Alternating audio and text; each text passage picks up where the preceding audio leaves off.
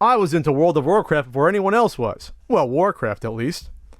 As I mentioned in the podcast, I grew up with Warcraft 1 and 2. I was a big PC gamer in the early to mid-90s.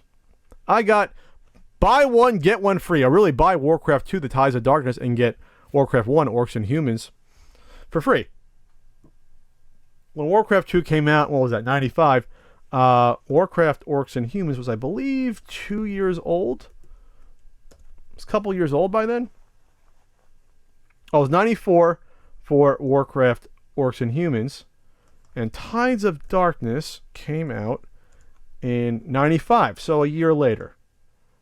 I thought it was longer for some reason between that. So, Warcraft 1 was a good game. I remember when I was a kid, real-time strategy, I was into that. I was into Civilization, which is a turn-based strategy, but real-time strategy was cool too. But Orcs and Humans obviously set the stage for not just the future couple of Warcraft real-time strategy games and the add-ons. I always talk about how the Warcraft 2 add-on was impossible to defeat. But also set the stage for the entire World of Warcraft and that game and that franchise and the movie and, the awful turn-based, the awful adventure game, click and point adventure game we spoke about before that Clancy Brown voiced, which is still funny to see. So these are very important games in the history of video games. They are. Activision, Blizzard, they just had BlizzCon. This is a multi-billion-dollar company at this point, right? I mean, come on. So Warcraft, Orcs and Humans, I remember I played it first before going to Warcraft 2. It was a fine game for the time. For 94, when I got it in 95, probably I think then 96 I got it both. It was a fine game for real-time strategy. I didn't remember being great, but I remember having fun playing it. It didn't have a lot of what the sequel had. I remember it didn't have like the aerial units. Didn't have the let's see if I can remember my Warcraft, Orcs and Humans lore. It didn't have like the sappers and the guys who would just run and blow up like the suicide bombers. Didn't have that. It didn't have sea battles and traveling by sea. So it was limited compared to Warcraft 2. Don't want to say antiquated because it absolutely was not antiquated. But it was a successful game for Blizzard, obviously. Enough to do a sequel. They both had the same, you build your base, you got your barracks, you build your forge to upgrade your units, you build your units, you go out and explore and attack, you have your grunts getting gold and what have you. I mean, yeah. It's a real-time strategy game. They're all the same, on the surface. Getting resources, things like that. The user interface, you move units, you attack, you stand guard, whatever. So, it was an okay game. But I don't think it's one of the better real-time strategy games I played. However, the sequel was absolutely fantastic. Even only coming out like a little over a year later. The sequel upped the ante. Like I said, it had the aerial units. It had, they added more towers for defense.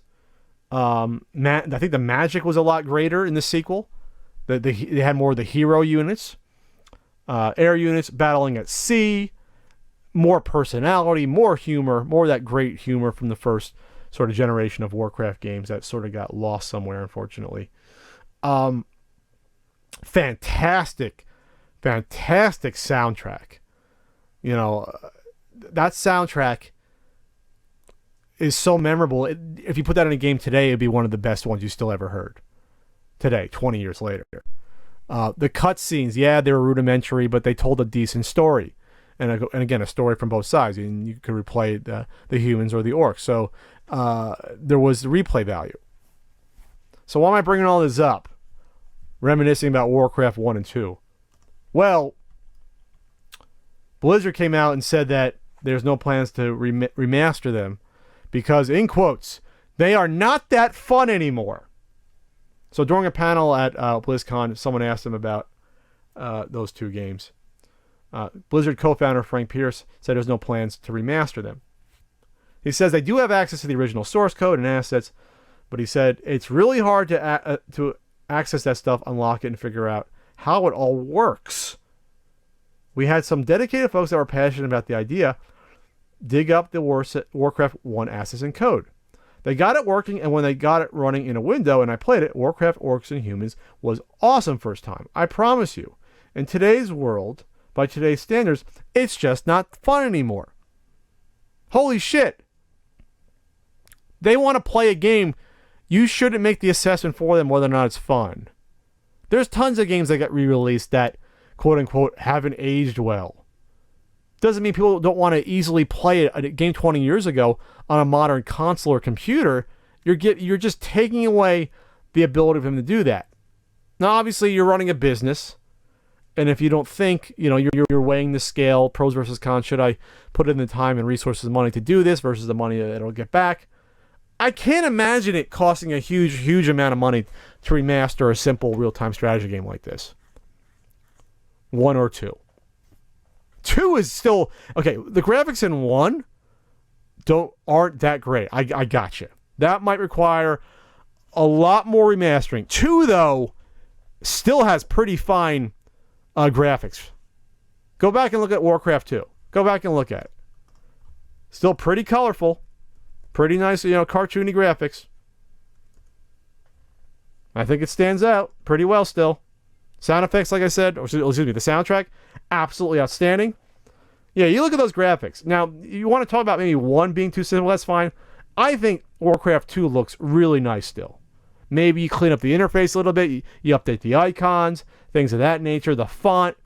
It doesn't need a huge amount of upgrading. I mean, you don't have to change the source code for this game. If you're just updating the graphics, really. How much time is that really going to take? You're redoing all the tiles on the map, things like that. You're adding in a multiplayer mode. Oh, man, do I remember grunt rushing in Warcraft 2. Oh, man, we added rules. No grunt rushing for like 5 minutes. Let's get a game going. Otherwise, it's no fun. Oh, man, that was one of my first ever forays into online multiplayer was Warcraft 2. It was Doom and Warcraft 2 and Duke Nukem 3D. That's what it was. So I feel bad for people that would want a remastered version of Warcraft 1 and 2. I think it would sell. I mean, there's, 50 times, 100 times the amount of World of Warcraft, and people that know about Warcraft now versus when these games come out. I think even for historic sake, they want to play the remastered version of Warcraft 1 and 2. Since that's when it all started. That's the reason you have a BlizzCon.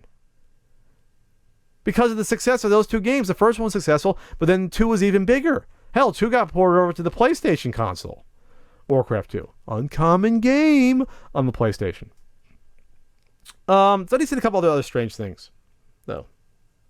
He said the developer had limited resources and would, in quotes, much rather work on amazing content for games like World of Warcraft and Overwatch or work on a new project altogether. Blizzard president and co-founder Mike Morhaime jumped in at this point to say, in quotes, at this time. Whoa, so maybe they're keeping it open. Maybe Pierce overstepped his bounds there. And then so Mike Morhaime said, well, let's wait a second. There could be money here. Maybe obviously not as much as Overwatch or an expansion to World of Warcraft, but this will still sell, which it will. And it's funny to say limited resources for $1 billion company.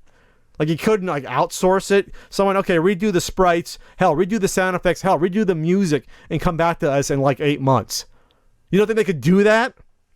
You don't think they can work that? They don't have the resource. They're not going to go out of business.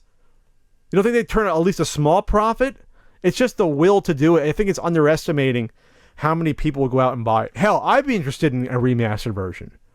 I haven't played Warcraft 2 in probably at least 15 years at this point. I haven't popped it in. We don't pop anything in on a PC. Well, you can pop in a CD-ROM, I guess. I haven't popped it in probably 15 years. But you know what? You put out a Steam version of these two. You price it at $15, $20. Hell, I'm on board. Why not? And you can play it online against people. Skabu. World complete. Come on. It's a fun game. There's great voice acting in it. It's funny. You click on the sheep. Barra mule. Stuff like that happens. Don't underestimate. Don't underestimate, I guess, how much the fans want this. Hell, someone asked you about it. But then also overestimate how much money it's going to take. You're not going to make money. Come on, you're going to make money. You're going to make money. And don't go out and say they're not fun anymore, because they fucking are. they're still fun, especially that second one. Like I said, the Tides of Darkness. If you haven't played it, go out and get a version of it. Get your DOS box, find a copy for $5-10. Play it on the PlayStation 1, even though I have no idea if it's good on the PlayStation 1. Okay, don't do that. Just play it on the PC, and you'll see that they're pretty fun games.